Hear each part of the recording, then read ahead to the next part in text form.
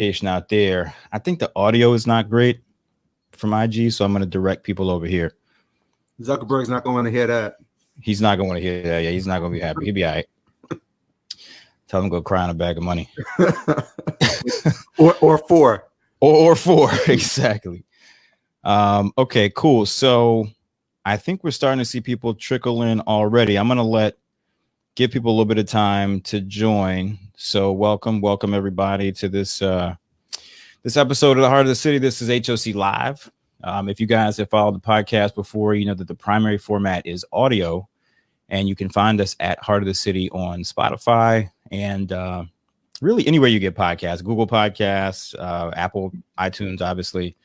But we have been doing something a little bit different during this era of COVID. So we're experimenting with a live format that's got a video component to it. I did one last week that went really, really well with Robert China. I'm doing another one today with another very good friend, another brilliant man, Rafiq Kalam, who's with us right now. And we're going to talk about the business of education and how COVID specifically is impacting that. But again, I want to give folks some more time to come in here. So come on in, get comfortable, and we'll get started in earnest in about 30 seconds. We're just going to give people some more time to log in.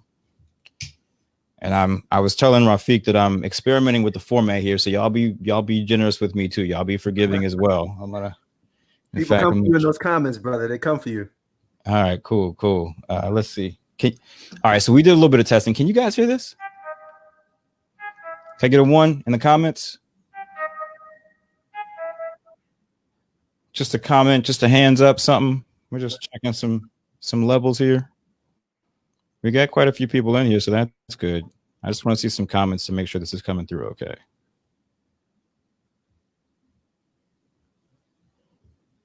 All right. We got a bunch of people in here, so that's good. What's up, Rhonda? Fantastic. All right, guys. I'm going to get started on Instagram. And then, Fig, look at me looking like I know what I'm talking about with social media. All the acronyms. You know what I'm saying? Accurately stated. Yo, my homeboy had to force me to get on Instagram, and I finally did it. So one of my partners here, he is constantly getting at me about my weak social media game. So yeah. Yeah, we finally hired somebody, and it was definitely the right call. I can't say that I enjoy it yet, but I do get it. I have at least decided that it's a necessary. I won't say evil, but it's necessary. So to the Instagram people, we tried this last week, and I think the IG people could not hear all that well. So for the best experience, I'm going to suggest you guys go over to the Facebook page, and you can go to my personal page. You can go to the Heart of the City podcast page. For our customers, REI Rail customers, it is streaming live in that group as well. But I'm just going to advise everybody, if all you have is IG, cool, welcome. You can check it out from this vantage point. We're going to try to make the audio work for you. But you may want to head over to Facebook. Just a heads up. So, Feek, I was, as we started to get going here, I was complimenting you before we got started. You got a pretty legit setup yourself, brother. Hey, listen. When you're on camera live 12, 15 hours a day, the mic on the computer is not going to get it done. My kids, they will throw shade in a second. No doubt. They are very adept. So they're like, we can't hear you, speak up, all this rest of the stuff. So we're going to be in this for a while. So yeah. You said something, and not to preempt some stuff we'll get to in a second. You said something in a speech that you gave. What did you call them? You said kids are the best lie detectors in the world or something? Oh, they sure are. I probably used a more colorful term, but right. But they tell you the truth. We try to keep it classy. That's right. They tell you the truth, though. I mean, I think at the end of the day, when that's the one thing about this particular market, is either going to resonate or it's not. And I will say they don't always necessarily know what they like, right? They just got here in a lot of ways. So, you do a lot of experimentation, you try things, but they're going to tell you the truth. Yeah, absolutely. So they're probably keeping you honest and keeping you on your toes with this social thing and a bunch of other stuff as well. Yeah, they don't love it though. I mean, I'll tell you right now, Oh, really? No, they don't. I think it was cute for the first couple of weeks, right? I think they were like, woo, we're on a computer. Now they're like, yo, this is not video games. Yeah. And so I think, and they also, truth be told, they miss human contact, interactions with their friends, right? And I think we'll talk more about it a little bit later when we talk about the evolution of the business of education. But anyone who thinks that being proximate, schools happening in person, that is done and that's over, you're not really in the business for the service of it. The kids desperately want to connect. Yeah. So two things. This is actually a great segue, excuse me, to sort of get into the show in earnest. Number one, I was sharing with you that as we have been going through this, we have discovered that my son is a very social learner, and that was a little bit surprising. He really was having a hard time. Yeah. Not being around his classmates and not getting to see his teacher. And, we didn't appreciate that until a few weeks in, and just seeing him have some, pretty visceral reactions to being away from them for an extended amount of time. So you're right. You're absolutely right. But you use that phrase, the business of education, which is what this talk is about. And again, these are more free form. This is just going to be a series of, me inviting. I'm very blessed to have a bunch of smart friends, and I'm going to invite as many of them as are willing to get on camera to come in here and share some of the things that I talk with them about in private directly, and have them share those thoughts and those brainstorms, those sessions that we have together with you guys. And, one of the things we talked about is this idea that, yes, you run a school. But if anybody saw the wording in the promo that I did leading up to this, I did not use the term dean. I did not use the word headmaster or head of school or anything like that, because your title, tell people what your title is at your school. So my title is managing partner, and it's really deliberately chosen. And say more about that, because there's a whole philosophy behind that. So for most schools, I mean, everybody who's listening to this has been to school. And for 99% of them, unless they were homeschooled, they encountered the infrastructure of schooling, which means there's a principal, there are vice principals, there are teachers.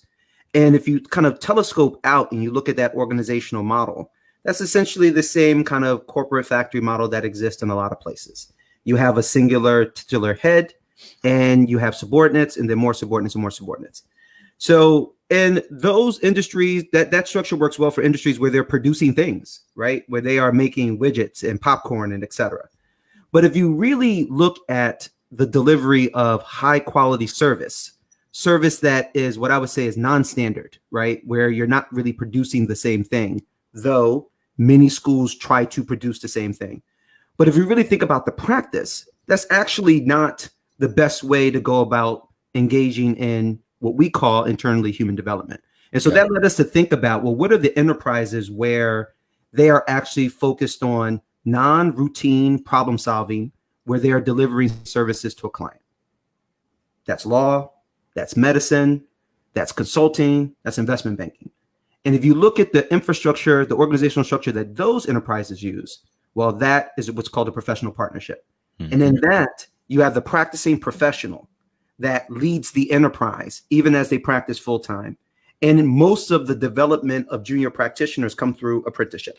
And so it occurred to me when I was at my law firm in Hong Kong, it occurred to me that we could probably do well to think about running schools this way, and that there would be a number of advantages to that, including being able to increase compensation, better aligned incentives for practitioners, completely change the career trajectory. If you're a great teacher and you want to lead, that means you have to give up teaching in the traditional structure. Well, not in our structure. I teach full time.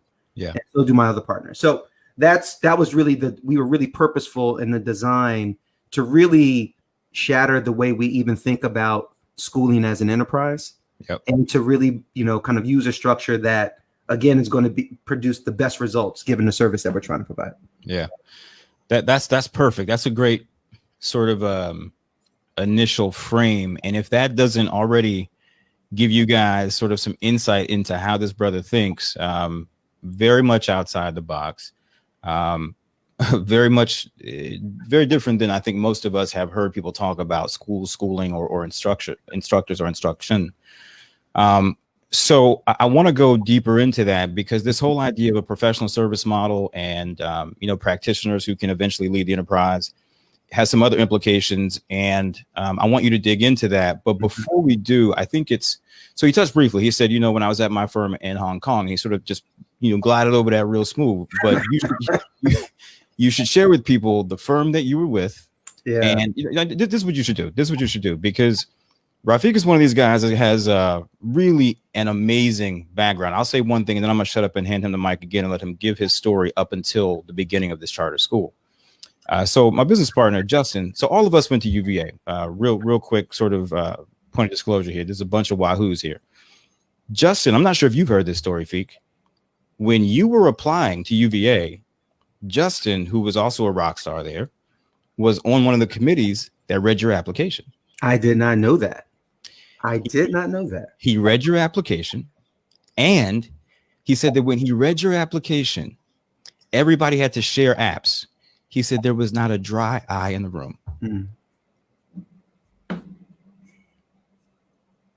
He said everybody that they passed that application to literally wept. And I knew he was brilliant. I came to know Rafiq's story over our time together as undergrads, but to hear that story from my business partner Justin, it just spoke volumes. And so I'm going to let you share as much as you are comfortable sharing, about your background from North Philly. This is heart of the city. So we got to rep your city. You're from Philly all the time, all day, North Philly, right here. That's right. But tell your story, brother, and how you got from there to a white shoe firm in Hong Kong. It's so funny, Vincent. Like I hadn't really thought about that in a long time. Not because, it's my DNA, right? I live it. It's the reason I do the work that I do. Not in the way that I was trying to forget it, but I think, I'm so focused on my current students and their lived experience right now. So I grew up in Philly. I'm one of 10. This picture here is when there were just 6 of us. I love my siblings. We've been through a lot together. And while we were economically, I'll just say underfunded and under-resourced, we were intellectually and spiritually wealthy. Yeah. And so we had a lot to spend when life came knocking and said that, this is going to be difficult for the next few decades. My parents, who themselves grew up in a time in Philly that was kind of just racked with racism. My parents were born in the 40s. They grew up in Philly in the 50s and 60s. And they grew up very rough. Both of them came from households that multiple fathers, strong female-headed households who ruled with an iron fist. Shout out to Nana and Grandma. May you all be blessed up there, talking well about yourself. But we, my parents. I don't know how my parents became who they were. How they ultimately became activists out of all that. My father was, a gang member for many years. Both of them were teenage parents, separately and then together. They had kids at 16. And so I have no idea how they found their way out of that, but they eventually found their way to the Nation of Islam, the original Nation of Islam. And they were part of a community that helped build the school there, called the Sister Claire Muhammad School. And I will say that education, that experience, that community gave me the foundation that I needed. I talk about being intellectually dangerous. Well, that's where I got it. It made me ready for the world that we would enter years later when we went into public school. My family fell in really difficult times. We lost my oldest sister, to suicide, and my parents just kind of broke my parents in like every way imaginable. And all the things you think might happen to a parent who loses a child happened to them. Mental illness, substance abuse, those type of things. Yeah. And it would consume them for the next 15 plus years while we were growing up, while we were kids. But we were prepared. Yeah. And I mean, it's funny to say that now, right? It's funny to look back because I didn't feel prepared. Right.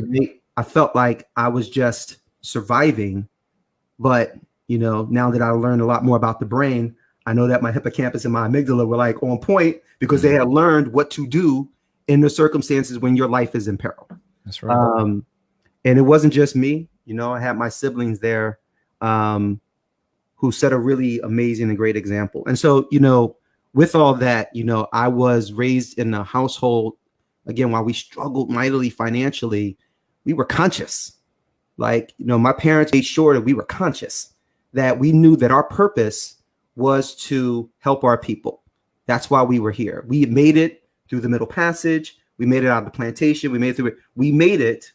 Yeah. So that's what we would do. And so for my parents woke up to that. And so they raised their children in that awakening. And I'm grateful. I'm really, really grateful to both my parents. As my mom has passed on for some years now, but my dad is still here, funny as ever, wise as ever. And sometimes people ask me, did I start a school because my parents did? And I absolutely did not. This was a pure economic revolutionary decision. Mm-hmm. And I suspect they came to the same analysis. When people in the community start to think about their future, you look to your children. That's right. That's the legacy, right? And so they had to decide, are we going to continue to allow our children to be educated to hate themselves in these institutions run by white people who have no love for us at all, or do we do it ourselves? And so I wouldn't come back to that lesson for many years. I eventually got a scholarship to UVA, thanks in large part, I think, to that essay. And that, the funny part about it is, Vincent, that essay basically said, I want to get off this planet because racism is killing me. That's basically what it said. It's killing my family. It's like, and I think that from the stars, we can just reimagine another world. We could just do something else, right? So I came to UVA as an aerospace engineering major with like high hopes to build spaceships and to do those things. But I had a professor, remember after one class, after one of my calculus classes, he said to me, after something had been published, and we were doing protests at the time, and he said, you have to decide if you're going to be an activist or an engineer. He said, you have to decide. You can't do both. And I believed him. I'm like now I'm like, psst. You can do both. Yeah, plus right? I wish someone would tell one of my students that nonsense. Right. But at the time, and even as well prepared as I was in my education up until that point, I was not prepared. Yeah. To say, no, I can do whatever I say I'm going to do. So, of course, you know what I chose, right? Yeah. I'm going to be an activist, right? Like, I'm going to be here that's how I was raised. The engineering was for me. It was an escape plan for me. But where am I going if my people aren't going? So I eventually found my way to the education school that, thank God, they're about to rename after it's been renamed after this racist people all these years. Curry School. That's a whole nother podcast. Whole different conversation. Yeah, exactly. And while I was there, I had an opportunity to go work at a few schools in Charlottesville. And I think people are now really well aware of the racism that exists everywhere around the Charlottesville and the Charlottesville region, in and out of UVA. But back then, people didn't really kind of talk about it, but you encountered it in the schools. And I went to go work at this one school called Murray High School. And I met this amazing woman, Charlotte Wellen, who she looked like she was like tree hugging, like, flower of the South, white woman. Like that. I walked in with that assumption. This was the most brilliant human developer I had ever met and didn't know it at the time. She taught me so much. And I watched the district try to crush her, try to stop her for trying to see the humanity in her students. And I just said to her, I said, I cannot work for governments or institutions where this is how they're going to treat our kids and say we have to treat our kids. Mm-hmm. And so I was like, I need to go build my own thing. Yep. And so I ended up trying to decide between business school and law school. And I thought my skill set at the time was best suited to law school, which was in some ways a really bad decision tactically. But the strategy turned out to be good. I mean, it's better to be lucky than smart. Because I chose the legal path, I had an opportunity to get this amazing pair of mentors, one of whom went to NYU Law. And because NYU Law was my first choice, it's where I wanted to go. I'd been, they had started the summer camp program, and I was working there its first 2 years, building their education programs. And this mentor of mine, him and his wife both just said, listen, don't spend your time doing what you're already good at. Don't spend your time doing that. Go learn the skill set you don't have. If you're going to realize this grand plan you have to change the world through schools and et cetera. So that's how I ended up at law school. And instead of focusing on nonprofit laws, things of that nature, I started to learn things that I didn't know. Yeah. I took securities. I taught corporate tax. I took, mergers and acquisitions. I took anything and everything that had to do with finance and economics because, my undergraduate degrees were in English and African-American studies. Right. And then so, a master's in education. Master's in education, right? And so that I didn't have this skill set. And literally my mentor said to me one day, he said, who's going to give you money? What do you know what to do with it? What do you know? Right. That's a fair point. So I wound up, again, instead of focusing on going into kind of working for a nonprofit, I wound up going to work for I wanted to pick the most extreme corporate finance place that I could find that would hire me. Right. Yeah. Let me keep my black nationalist stuff on the low. Right. let me try to just spook who sat by the door. Right. You who read it, and if you don't know, then you don't know. And say a word about Cravath, because that you were able to pull that off at a firm like that is makes you one hell of an actor, brother. Well, I wasn't, but I mean, that's the thing. What did George Costanza say? It's not a lie if you believe it. There you go. I legitimately thought I am going to be the best M&A lawyer possible. So when I leave, I'm leaving because I want to, not because these fools think I can't do it. And so, it just made me just pour myself into that craft. Yeah. And I'm so glad I did. I would have never developed this idea for this school. I wouldn't have had the economic analysis that I have. I wouldn't have the business sense that I have. But for along the way, these mentors and people kind of whispering in my ear about don't do what's comfortable. Yeah. Learn what you don't know. Right. Without that, I don't know that I would have kind of walked the path that I've walked so far. Yeah. So I ended up at Cravath. And even in that, so I spent my summers working first for the National Hockey League. My summers in law school. First, I worked for the National Hockey League. I got a job I wasn't supposed to have, but that's a whole nother story. Then I worked for the NFL's Management League. Then I spent my second summer at a law firm called Debevoise in Plimpton. And I split my summer between London and New York. And I ultimately did wind up going back to Debevoise because I had a really bad experience with not even the partner who had recruited me, with another partner. And I was like, look, I don't want anyone to be able to impede my progress. Yeah. And I was telling this story about at a NYU Law dinner to one of the trustees at the time, this guy named Tom Brome. And I was saying to him how I'm going to, I have to accept this offer because that's where I spent my second summer. This is what I thought.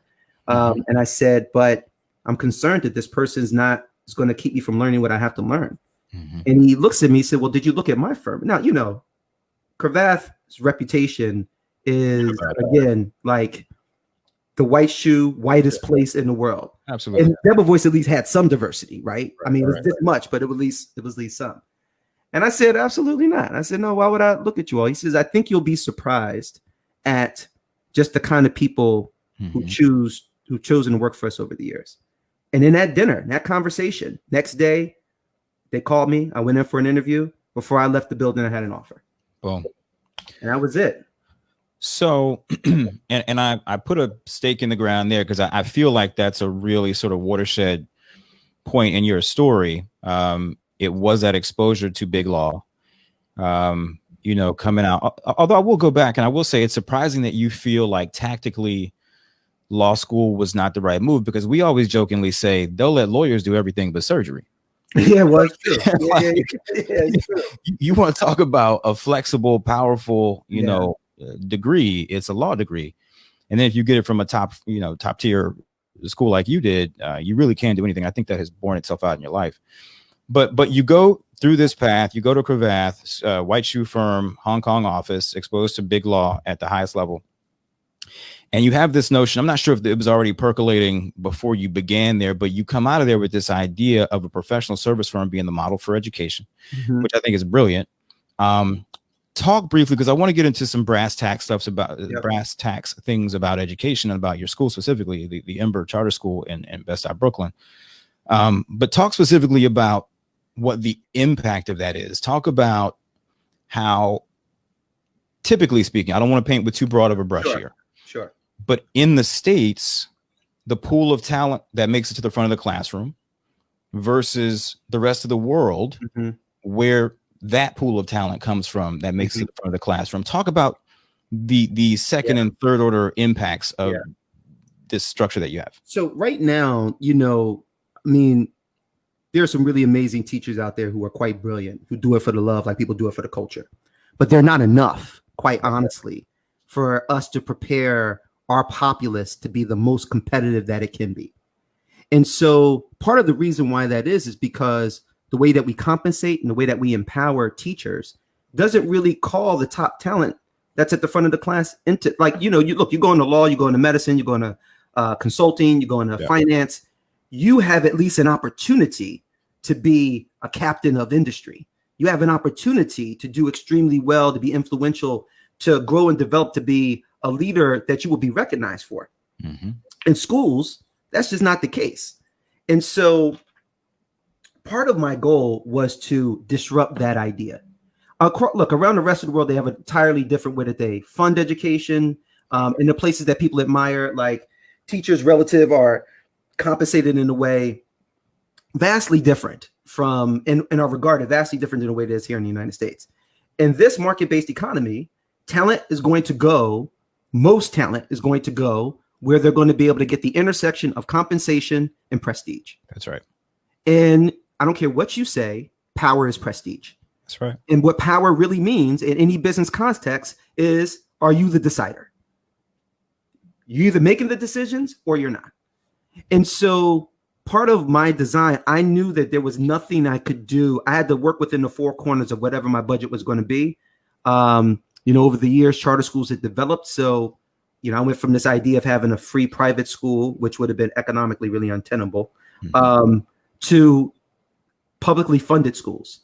And these publicly funded schools, charter schools, public schools don't get a lot of money in general. And charter schools, especially charter schools run by Black and brown people, get the least. So I had to live within the four corners of that.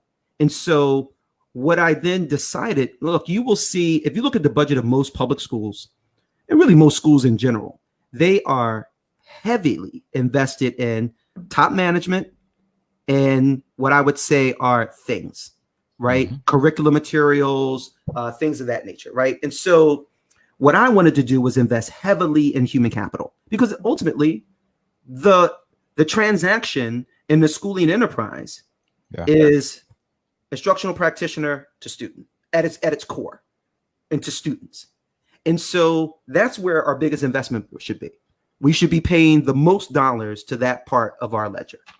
And so now, with more money should come more responsibility, but you really can't get, I think, real quality out of that practice unless they also get more autonomy, unless they have an opportunity to make decisions, good and bad, and be held accountable, so that that accountability translates into their progression through the firm, as well as their compensation and the bonuses that they get. And that's really the core of our organizational model. Yeah. I hope that people are picking up on, and we touched on it briefly. And for folks who are joining, we got a lot of people that are joining in right now. We're chatting with Rafiq Kalam, who's the managing partner, founder of Ember Charter School in Bedstuy Brooklyn. And the reason that we have the leader of a school on the show, number one, education is an enormous part of the economy, but he would tell you, and as his title suggests, Rafiq sees himself primarily as an entrepreneur. We had this conversation. Absolutely. You know, I hope you don't mind me framing you as an entrepreneur. He said, actually, I see myself primarily as an entrepreneur. And if you listen to the language, if you listen to the way that he talks about this organizational structure, the way they think about compensation, performance bonuses, et cetera, having a professional track, right, that someone can get on that puts them on the path to power, like you said, which is making decisions. You know, these are concepts that you are, I don't even want to say borrowing, but that you are adopting from corporate, right? And bringing them into this space because we need performance. You know, and why should we have a model that is, what would we say, 375 years old? 375 years old. But we see the results of that model, right? Exactly. Look, the idea of American exceptionalism has been waning for quite some time. Yeah. And part of the reason is, one, the economy that we have is outpacing how we are preparing people for that economy. It made sense, the education that we gave people, when all we had to do was be concerned primarily with how they use their hands and their bodies, right? We have an innovation, service-based economy now. This is a data technology, robotics economy. It is smart. And in that kind of an economy, and if you're going to continue to evolve that kind of an economy, you need citizens who are going to be raised to think in that kind of iterative way, in that kind of innovative way, in that kind of intersectional way. And you're not going to get that with people are punching the clock. Yeah.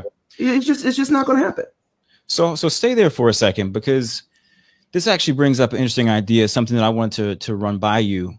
It strikes me, and, you know, correct me if you disagree with this, but this model, and you'll get into some of the challenges that you face organizationally. It strikes me that this model is sort of a customer consumer model. Here's what I mean by that. Your consumer are the kids that you serve, the families, the parents. That's your consumer. But your customer, in a lot of ways, using the most basic definitions, the customer is the guy who pays, right? Yep. In a lot of ways is the school board. Yep. If I'm thinking about that correctly, right? Exactly. It's not so dissimilar from the way television works. Like, you and I consume media content, but the customer is actually Procter & Gamble, right? Procter & Gamble is paying for those 30-second spots. Talk about the tension that must create. Yeah. You know, with those constituencies and having a customer versus a consumer. You know, I think this is actually the core of the problem with public education today. I think you've laid it out well. The actual recipient of the service isn't the person who's paying for the service. So most immediately, that customer doesn't even know they want your product, right? So that's a whole nother layer of challenge. Like, people assume, and they use a lot of fear and bullying to get kids to simply say, well, you're going to take what I'm going to give you. Well, we're going to get what we're going to get, right? The output is that we have students who aren't prepared for the world that we need them to be prepared for. They're disaffected and disengaged. Yeah. But then you have a state. You have a state that pays on behalf of our society. And unfortunately, they're not really interested in quality, not based on their rhetoric, but based on their actions and their inputs. The state is actually most concerned about jobs and job stability. And these things can be, and are frequently at conflict. Now, this is not a popular thing to say. I'm a union supporter in every industry except for teaching and except for education. It's my show. You can say what you want. I'm just telling the truth here. You know what I'm saying? Just telling the truth. Auto workers, support them. You know what I'm saying? Nurses, absolutely. Right. But in education, it creates perverse incentives. This is the one place where we should be laser focused on the quality of the service and what can we do to make sure that we get the best quality of service. This is a national security issue. Yeah. That we don't treat like a national security issue. Instead, we've done what we've always done. And part of it is because our education system, well, there isn't a kind of a central concept of education in the United States. Not only is it decentralized at the state level, but then states subdivided at even smaller localities. And so what you get are other incentives that don't have anything to do with the quality of education. Or I should say, if you ask the parents, right, who are kind of a secondary consumer. Sure. If you ask the parents, well, what kind of an education do you want for your child? Let me ask you, Vincent, what kind of education do you want for your child?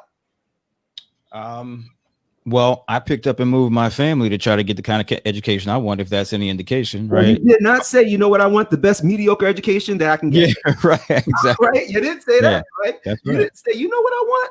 Yeah. Give me something basic. About a five. About five. You know what I'm saying? I want him and her to end up in the 5 part of the economy. No one says that. Not a single person. No, and quite honestly, as a society, what does it mean that that's the message that we're sending? Yeah. Now, if instead we said, we want the very best service, then we have to ask ourselves the question, what is the outcome that we want? That's right. Right now, if you look at the metrics, what people want to know is how much information did our kids acquire? That's it. All the assessments that they take, K-12, how much information did they acquire? Facts.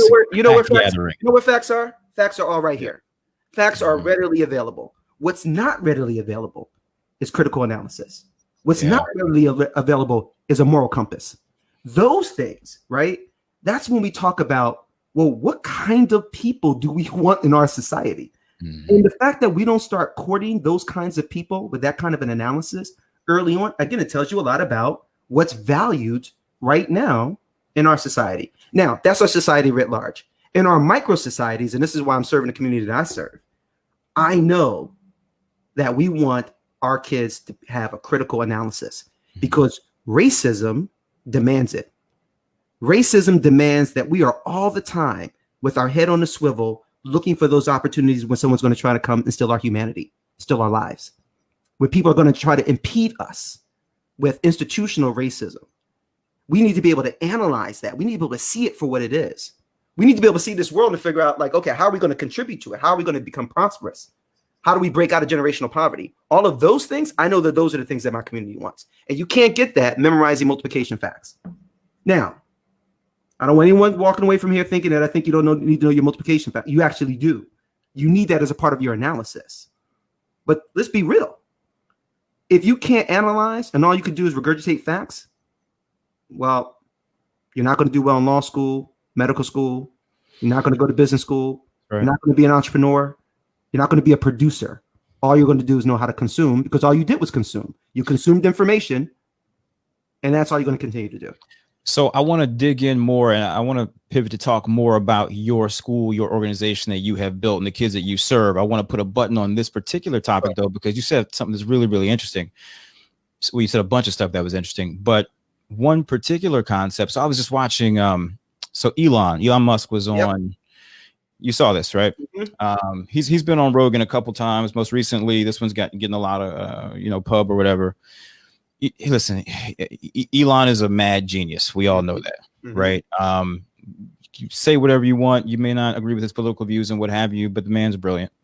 But the point that I wanted to touch on that sort of ties a bit to what you were saying is, he talks a lot about, this neural net project that may come that may 10x our cognitive abilities and this, that, and the other, effectively making us some version of a cyborg, right? So Rogan's pushing back and kind of going, oh, that's weird. And to your point, Elon, where's my phone? Elon picks up his phone and he says, we're already cyborgs. He says, facts is not the issue, right? We have the ability to store and retrieve more data right now in a moment's notice than ever in the history of humankind. It's only going to accelerate. He said the only thing that's at issue now is what he called the data transfer rate. Right. So maybe at some point it's implanted a chip in your head or your arm, whatever, not me, but somebody. But his point was that facts ain't it. Nope. Facts ain't it. It's about this other stuff, this higher order thinking. So I think you're spot on. So let's pivot. Let's talk about Ember. let's talk about the pedagogy of the school. Let's talk about the product, because we're going to keep using these entrepreneurial terms. Let's talk about the product that you deliver to your consumer. Talk about your school. Yeah. So, my co-founder is another UVA guy, Damian Dunkley. And Damian and I, when we had our first dinner and I talked to him about the idea of the teaching firm, one of the things that he said to me was, well, I get the structure, but what are we doing? Right. So I know we spent a lot of time talking about the structure, but the structure is not the thing. The structure is not the product. It's not the service that we provide. It just facilitates, we think, in the most efficient and efficacious way, the product and the service that we provide. And so what that is, we don't really talk about this outside of the school because people are going to look at us, kind of crazy. But we aren't teachers, right? We are not in the business of providing just facts and information. We call ourselves human developers. A lot of the ways that software developers kind of exist, we see ourselves as programmers. And in that sense, our goal is to attempt to help our students learn this code, the code of self, the code of becoming. And the code of becoming has some foundational blocks that are built around understanding the way your brain works, that your prefrontal cortex controls decision making, that your amygdala is going to first process your sensory input, and understanding all of that, and then applying that understanding significantly to the way that our world functions, how people get their needs and wants met. We had to create an entire new type of curriculum that we call economically relevant pedagogy. So, look, the architecture of the self requires you to know who you are and to have some affinity for who you are, that you are capable of growing and developing. So being culturally relevant is a part of the DNA.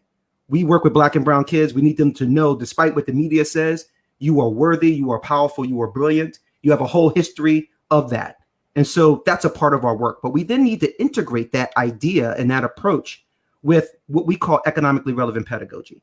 We live in a world that is framed by the economic transaction. How do we meet our needs? And after my needs are satisfied, how do I attain the wants that my resources allow me to attain? That's right. And so most people who aren't in private school, because private school students learn this at the dinner table, they learn this throughout school. But in public school, you might get an economics course that they call home economics, maybe in high school. Maybe, yeah. You're not going to actually get an education about that fundamental equation that frames so much of our lives. Well, our kids get it in kindergarten. We start teaching them game theory in kindergarten. We start teaching them cost benefit analysis. We start teaching them about the run rate. We start to teach them and pepper in these concepts, and we integrate this into the fabric of our language, what we do, and how they make decisions. Because economic decisions aren't just about financial resources. We also teach them in economics, the resources it's not only money, though, of course, that's the first thing that they think about. Your time is a resource. But then even deeper than that, your mindset is a resource. Your social emotional well-being is a resource.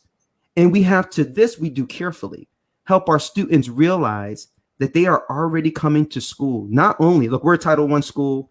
That means over 90% of our kids qualify for federal free and reduced price lunch, which means they are very, very poor, the lowest economic strata. So not only are our students coming in economically significantly behind, but they also are coming in socially emotionally depleted. Yeah. Many of them have been exposed. In my school, we just started looking at this data maybe about 3-4 years ago. We started to ask ourselves, given this rich experience that we've given our students, why is their growth rate so slow? And as we started to really telescope out, we started to realize that most of their lives outside of their time with us, they're not framed by the same ideas, not same by the way, same mindful interactions. Mm-hmm. Instead, they are constantly immersed in the same trauma of poverty. That's right. But then also some of the other things you think about trauma, abuse, drug abuse, mental illness, etc.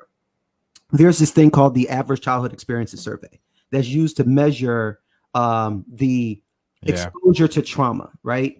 And they say many people have at least one. And they say, it's pretty bad if you have two. You have 3 or more, forget about it.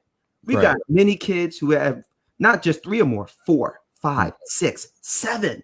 Right. 7.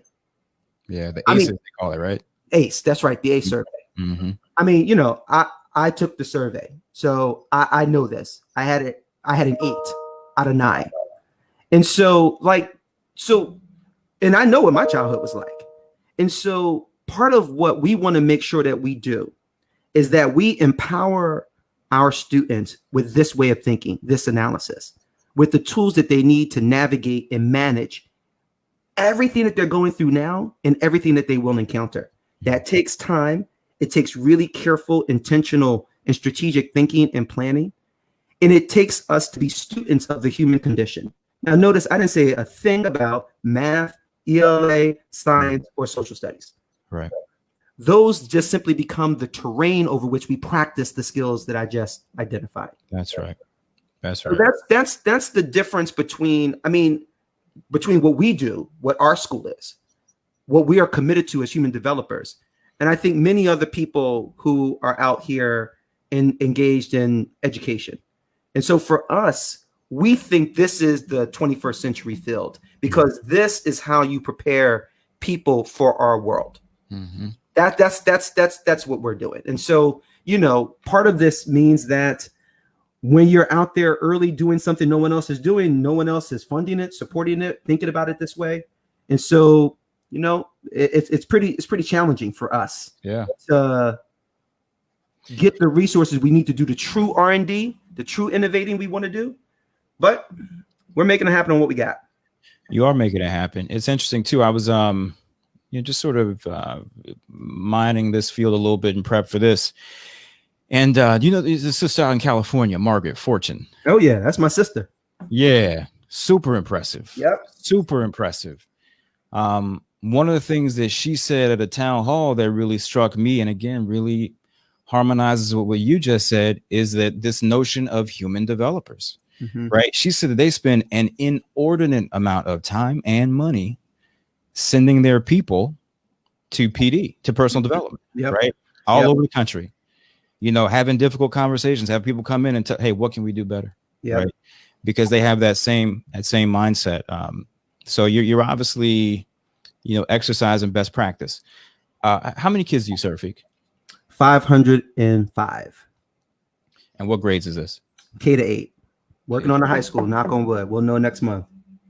Well, this may be a good place to sort of bolt on to this conversation. You know, some talk about real estate, which a lot of our guys are very hip to. A lot of our folks are specifically real estate entrepreneurs. Talk about the effort to get into the high school. And I do want to talk COVID. We're going to talk COVID here in a second, I promise, but I can't, you know, pass this up. Talk about the high school project. So, you know, for the last few years, we've been really trying to visualize what kind of space should our work take place. Right now, we are, and we're grateful. I don't want anyone to hear this and think we're ungrateful for the space that we have in DOE buildings. We are grateful, but it's just not appropriate for the kind of work that we are doing with our students. Yeah. Most of these buildings look like prisons. Yeah. And they're built with the idea of controlling and containing, not exploring, not innovating. And so we developed this master plan to build a campus and the first public boarding school in Bedstuy and Central Brooklyn. It'll be the first public one really in all of New York State. And our goal is to integrate this space, not just with schooling facilities, not just with housing for faculty and housing for students, but affordable housing. We want it to be an incubator of entrepreneurs. So we have co-working space. We want cultural institutions. We want sports. We want an aquatic center. We want to have this place that is dynamic and that's where our students come every day. That's right. And they see economics at play. They see commerce in terms of financial markets, commerce in terms of cultural markets. We want them to see it at play. And so part of this design is that every single business or cultural institution has to take one of our students, not just our students, but any public school students on as interns, to give them an opportunity to be exposed to that facet of the economy. So this is what we've been designing and working on, you know, for a few years now. It's been, again, you need people who also see the vision and who actually quite honestly have the resources to see this through. So this has been a big project. Put some numbers on it. It's a big project. It's like a $500 million project. And I mean, again, I certainly think it's worth it. You know, we designed it. But I think part of the reason that we started thinking about this is because we find all of these public institutions so inadequate. But not just that, Vincent. And I wanted to make sure I raise this. If you look at school buildings, and you look at school buildings, at least let me focus just on Central Brooklyn. Sure. They're usually 3-story structures. They sit on almost a half a city block, sometimes a full city block, sometimes 3/4 of a city block. And no one's doing anything with the air rights. Nothing. Now, what if instead we started to say, okay, we need brand new facilities for schools. Yeah. So let's agree. And we need housing. Lord knows we need housing here in Brooklyn, right? What if we started to develop the air rights above these schools to start to develop them into more mixed use facilities? This would make 21st century playground facilities available and affordable housing and brand new schools that are designed much in the way that we're looking to design our campus, our innovation campus. But it requires, I think, true vision and, quite honestly, more jobs in our community. So I love this, man, because you know, in real estate, the term du jour is prop tech, property tech.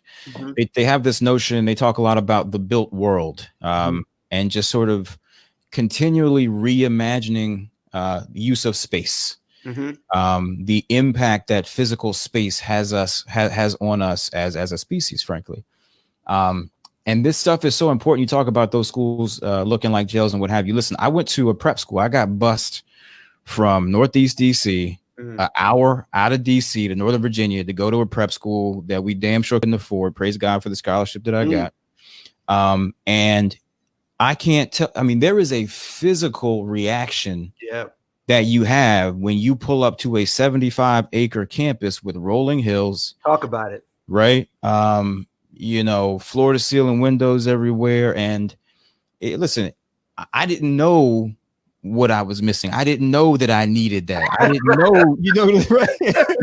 I didn't know I needed all that space. Hey, I man, social distance before I needed the social distance. This is lovely. Y'all been doing this the whole time. You know?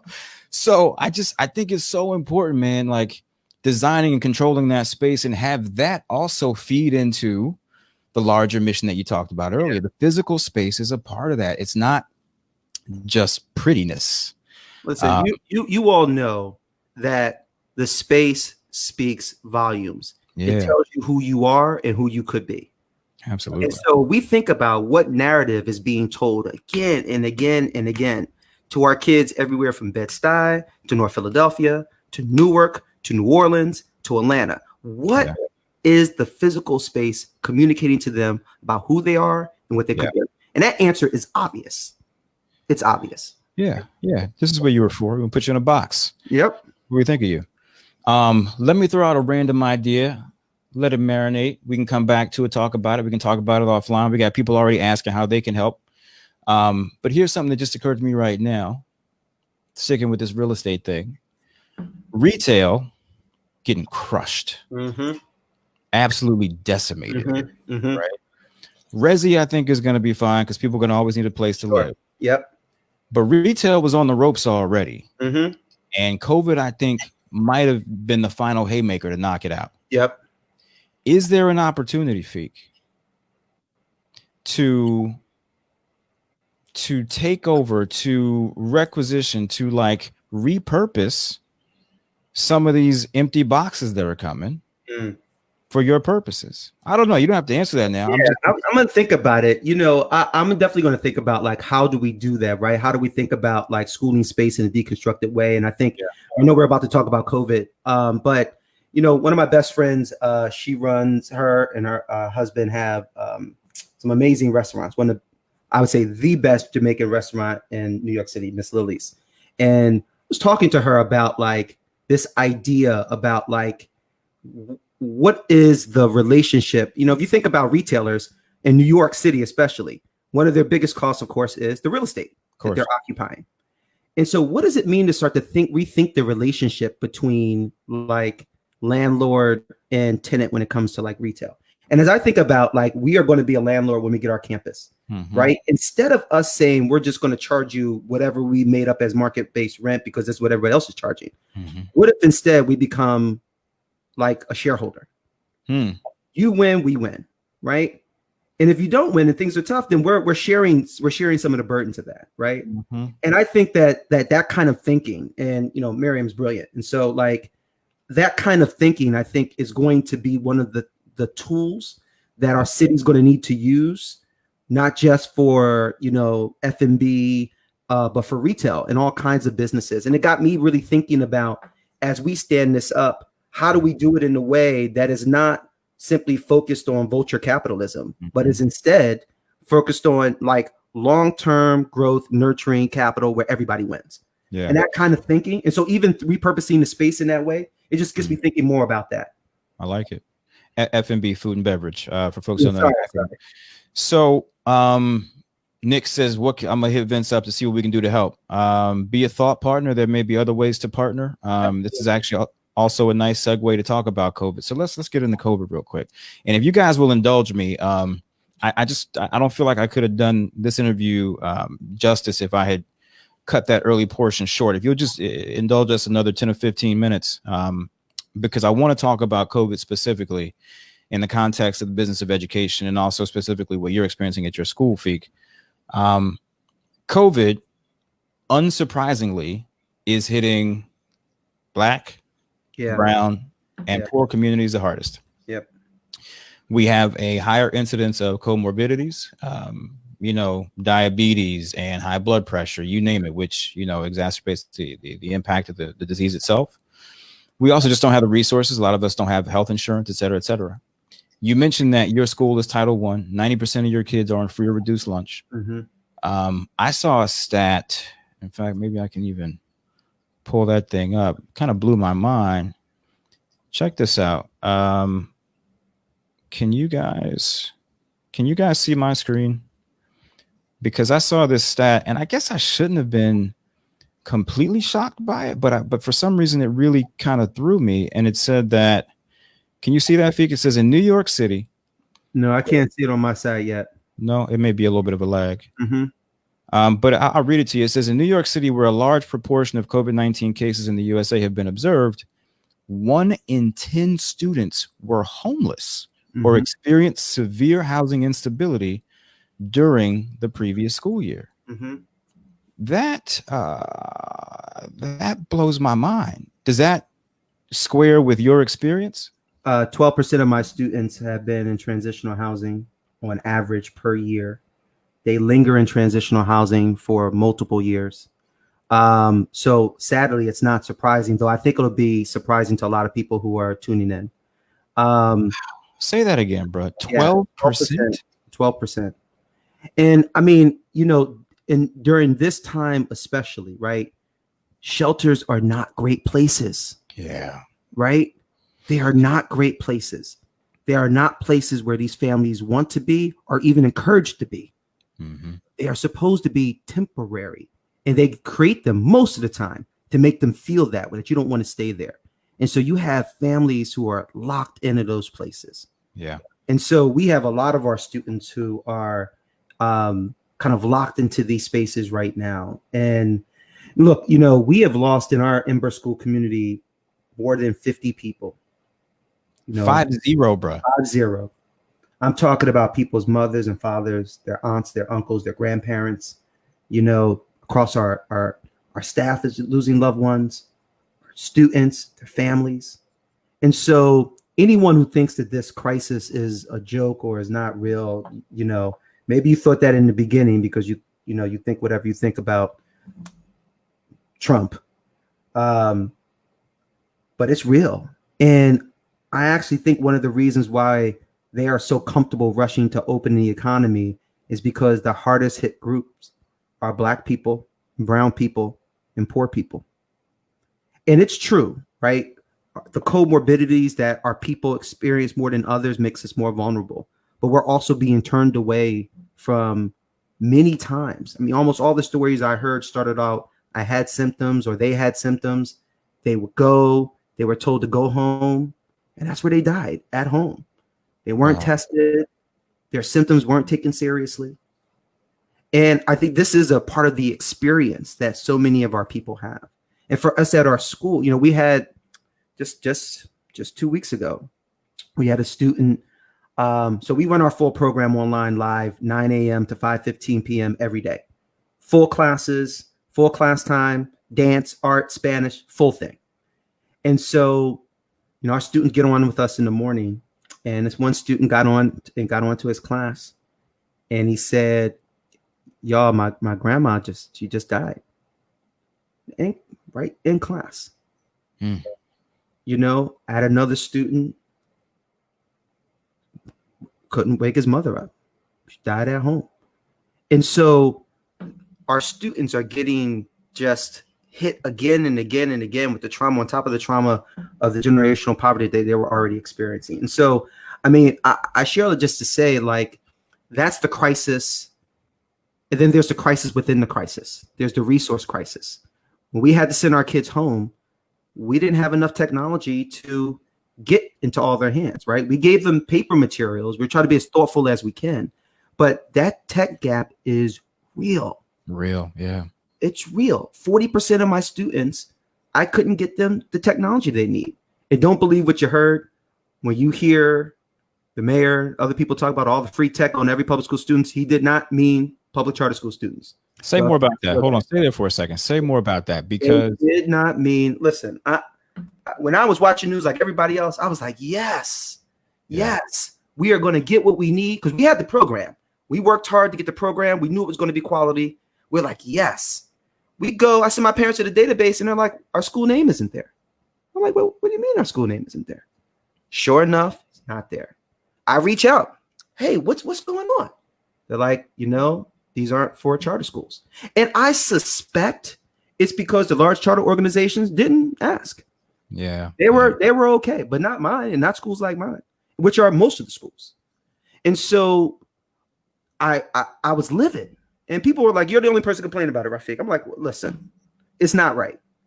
So I, of course, decide I'm going to call our people's champion. I'm going to call Congressman Hakeem Jeffries. No doubt. Good brother. NYU law brother. Good brother. Brooklyn brother.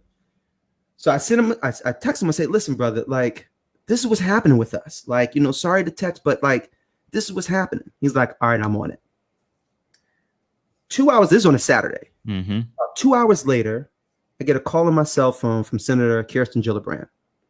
And I'm like, who's playing on my phone? like former presidential candidate. Yes. I'm like, who's playing on my phone? She's like, no. She said, I spoke to Hakeem and he said that you all were having some problem with technology. And what I really wanted to talk to them about wasn't even the short-term problem of the tech, though that was important. There's some federal legislation I really wanted them to really take a look at. It used to be back in the day that the federal government would actually fund Title I schools like mine to purchase computer and internet technology for our students. Mm-hmm. And they defunded it. And it was based on the tax on the telecom companies who are making tons of money. And so, but they phased it out. They defunded it. So I really wanted them to just go back as they're looking at the Simmons to go back and take a look at it. And they said that they would. Okay. And I think part of my thought about that, Vince, it was this is a stupid problem to have in this market. Yeah, absolutely. This is a stupid problem to have, right? It's people. Who's really making money on Chromebooks? Google's not. Yeah. Right? Yeah. Who's really making money on access to the internet? Come on, for this population of students. Now, to close the loop on that story, though, so Senator Gillibrand called you. As I recall the story, she did try, right? She did make an effort. She did. But the city administration, I don't want to speak out of turn, but they were dug in. I think, I know they were. Okay. And I think, despite, and look, I'm sure the argument was about finite resources. I'm sure it was about, this is the need here. We're going to focus on the need here. I'm sure that that's what it was. Mm-hmm. But to my students and my families, yeah, right? We're still trying, we're still trying to raise money to get, Chromebooks and internet hotspots to our kids. And so, but to me, from my perspective, this would have been great. All the big foundations, all the large charter schools, the city could have got together with all of them and say, okay, look, this is what all of our kids need. Let's do this. And again, I think it's because, again, politics, which has nothing to do with the service to our kids, got in the way. And I think it lingers now. I still have kids in my school who don't have a Chromebook and who don't have a hotspot. You know how we teach them every day? Get on the phone and we're on a speakerphone with them. And they're going over the work. You know, they want it. And we're trying to do everything that we can. But to me, this is a stupid problem to have, right? In this market, in this economy, and what we have available. But it's the reality because, like I said, this system, our system of public schooling was not intentionally designed. And therefore it's not being intentionally operated or managed. It's being reacted to. And so all the forces, labor forces, you know, special interest, all those forces, it's a reactionary system. It's not intentionally built. Ember is intentionally built, which is why we take the approach we do. Rafiq, I want you to keep talking about Ember. We have people asking how they can help. I don't know if you want people to contact you directly. Yeah, absolutely. Listen, let me tell you right now, you know, give me your coordinates. All right. I'm going to give you my email address. Okay. Rafiq, Rafiq at Ember, EMBERCS.org. Okay. You can email me anytime. I'm up all the time. No doubt. But I mean, the truth is, Vincent, like, I honestly don't know that people are really interested in the kind of service that we're providing because it's expensive. If we were really going to do this the right way, it's expensive. I'm a part of this group that we founded, me and some brothers and sisters, called the Black Latinx Asian Charter Collaborative. And first of all, let me just, in case y'all think it's some large group, like Wu-Tang might be bigger than us. Like literally there are, out of the 200 and nearly 250 something charter schools, there are 23 that are Black founded, led enterprises, meaning the decision makers are Black and brown people. Right. And so we came together. We started organizing about a year and almost 2 years ago because we're like, over 90% of all the students in charter schools are Black, Latinx, and Asian. That's right. And not just that, like the majority of the students who are in the worst performing districts are Black and Latinx. It makes no sense from our perspective that our portion of the sector is not like. Now we know why, and folks probably didn't see the New York Times just released a report done by Bridgespan and Equin Green, who gave me my seed funding to start my school, about just what is, and they didn't call it this, but I'll call it this, what I think is the lingering racism in philanthropy, right? Which is really tough to get at because it's their money. So real talk, you know, do what you want. I mean, real talk, and they have, right? Yeah. But if they are saying that their goal is to affect this problem, right? If that's what they're saying. Well, then you would think you would want to talk to the very people who are experiencing it, who are from that particular community. And so in our conversation, in our meeting, in our talk about this, part of we've kind of really come to realize is that we're not sure that people are convinced and believe in the Black and brown entrepreneur, which is crazy, right? Because if you actually look at our output, you actually look across sectors, we produce disproportionate to our opportunity. It's maddening, and it's also nonsensical. It just, you know, you want to talk about a group of people with a track record of making something out of nothing. There you go. Which is the definition of entrepreneurship. That's it. It makes zero sense to have that point of view. I want to end with some positives about the school, but I want to touch on one last sort of secondary, maybe non-obvious impact that you guys are feeling. I suspect lots of folks are feeling in your space, which is that for a lot of kids, and you could tell us your specific numbers, school is where they get at least one, maybe two, maybe even 3 meals a day. And so this notion of food insecurity in the era of COVID is also exacerbated. Talk about that. So this on this point, I'm actually going to really laud the city and the DOE. They have set up over 400 school buildings where people can go and pick up multiple meals for multiple meals a day of the week. But you are absolutely right. The need is so gargantuan, though, right? Yeah. Their ability to even meet that need and people's ability to be able even to find them, right? Got to remember, like, our schools were sanctuaries for them for the 9-10 hours a day that they were in our orbit. And homes were not always and frequently places where they wanted to be, and they're locked there now. Yeah. Many of the adults in some of these places can't even navigate their way to the free and available food. And so for us, what we do in those situations, we try to close the gap.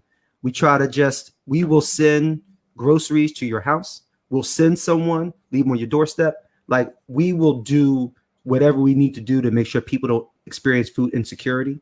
But I think in New York, anyone who's listening, if you know anyone, the public school buildings, if you go to NYC DOE's website, it's there. And again, I give so much dap to the mayor and the DOE for doing this, because that's the one they were definitely like, look, we're going to get this right. We don't want New Yorkers to be hungry. But there are so many New Yorkers who aren't finding their ways to those spaces. Yeah. And so for our kids, we try to direct them there. And when they can't, for lots of reasons, well, we're just going to get them what they need. Yeah, that's fantastic, man. I said in the intro, in the comments when I was writing the blurb, I really think you're doing God's work. And I mean that, man. This is really important work, and good on you for doing it, man. Talk a little bit about, because I do want to end with something positive. With two things that are positive. Number one, I don't know how much those laptops cost, but there's some people watching this to have some resources. And so I'm going to, put out a challenge to you guys to step up and let's do a weekend as a community. I'm going to buy 10 computers. Brother, thank you, man. That's brother. Well, it's a drop in the bucket. I know you guys probably need 200, 150, 200. That's right. Something like that. So, we're going to buy 10 computers. But I know that there are some people watching this who can do that and a whole lot more. And I want you to do that. I have Rafiq's coordinates on the screen. I want you to hit me up directly. We can solve our own problems, guys. Yeah, we can. So let's do that. So that's number one. Number two is I want you to maybe take us out with, one of the things I was really blown away by is that in the midst of, the population that you serve, et cetera, you have prioritized helping these kids to see the world. Absolutely. And yeah, man, talk about, and I don't know if you've done it more than once, but talk about the international travel component, why it's important and what you have done. Yeah. For kids. So, one of the things that we focused on when it comes to the kind of professions we want our students to explore is entrepreneurship. And specifically, we talk about social entrepreneurship. And even more specifically, we want their vision about that to be global. And we talk all the time, you can't really, be of the world if you haven't seen the world. And for most kids, you have to come from a very wealthy, privileged background to do any travel at all. And, even before college at all. And we think that the data shows that students, young people who are exposed to travel, that their ability to achieve it's astronomical in comparison to the students who don't have that opportunity. Plus, we just wanted them to be able to see the continent, right? We know for, those of us who've had an opportunity to go there, just how transformative that experience can be. And so we set about building a program where we would take our students on a study abroad rites of passage trip. We basically take our upper middle school, 7th and 8th grade, and we take it on the road. We started out in South Africa, did our first trip in 2018. It's a biannual trip. So the next one is supposed to be this year. And we're still committed to, if the world is open, we're going. We suspect we're going to delay the trip most likely to January. Okay. But we suspect that by that time, there'll be some clarity. And this group of students, this 7th and 8th grade cohort, will still have an opportunity to go. And so part of the desire is to make sure that, look, our kids have to compete with the kids who go to Brearley, the kids who go to Trinity, and they're seeing the world. That's right. Their aperture, their lens is broad and it's wide. And we want our students to at least have a shot at being able to have the same kind of wonder. We want our kids to have the same opportunity to think, I can do this, just like the kids who are at Trinity, Brearley, or any of the other private schools. So that's why we built it. And its impact, listen, our students came back and were phenomenal. Wow. They were just phenomenal. And I think part of it was just they went across the planet. Many of them hadn't really been anywhere, right? Now we took them on trips, of course, I took them to UVA, of course, right? But to be on that long plane ride, to get an opportunity to see, Dubai and to see South Africa, like it was, again, watching how they responded to that and letting them see the magic of the world in that way. When we were over there, everywhere we went, they were like, "Where are y'all from?" As soon as they said Brooklyn, they're like, "Welcome home." Every place we went, I had to tell people, stop giving them free stuff. I was like, no. Stop giving them free stuff. Right? Right.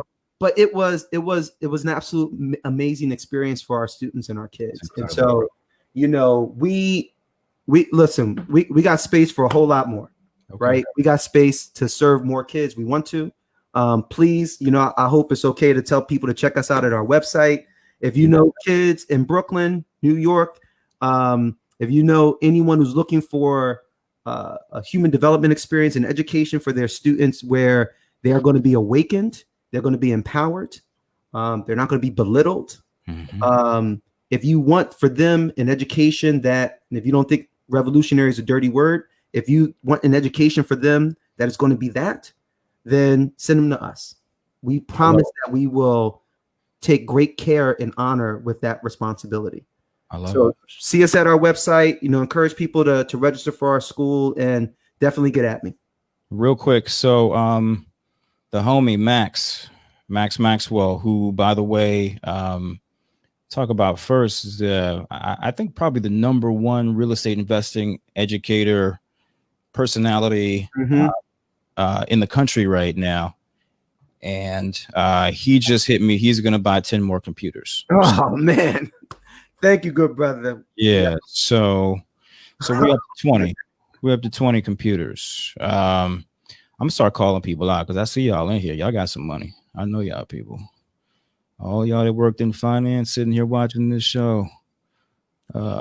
That's really generous. Start calling people out. Anyway, yeah, man. So like I said, it's a drop in the bucket, but we're gonna do what we can do. So that's that. Get at Rafiq. This is just a good brother. This dude's going to heaven. That's how I like to say. This dude's going to heaven. So if you are looking for, and Nick Cooper said he is from Ghana. If you have any interest in coordinating a trip to Ghana, he said he's hollering at us, Nick, for sure. Please, please email. I'll show that. Okay, beautiful. So you guys have his coordinates. You have my coordinates. You can get at me. You can hit us on Instagram or on the Facebook page, what have you. I hope that you really enjoyed this. It's kind of free form. It's just us kind of, shooting the shit a little bit, a little bit more than that, a little bit more directional than that. But these are the conversations that I'm really blessed to have. I'm really blessed to have smart, principled people who are looking to sow into their communities in my circle. And so I'm just going to start opening up and bringing those people to you guys. I said in the last one, if you don't have your own brain trust, I'm going to let you borrow mine. And that's what these sessions are going to be. So I hope that you enjoyed it. I hope you got something out of it. We're going to keep tweaking the format. We'll get back to the audio podcast as well. Again, Heart of the City. You can check us out on Spotify and Apple iTunes and all that good stuff. We'll get back to that format as well at some point once COVID permits. But we're going to keep doing this and keep feeding you as best we can. So I hope you enjoyed it. It's a little bit after 10. Thanks for your time. Thanks for your attention. And we'll see you guys next time. Brother Rafiq, appreciate you, bro. Thank you, brother. Appreciate you. Y'all be good and be safe. Peace.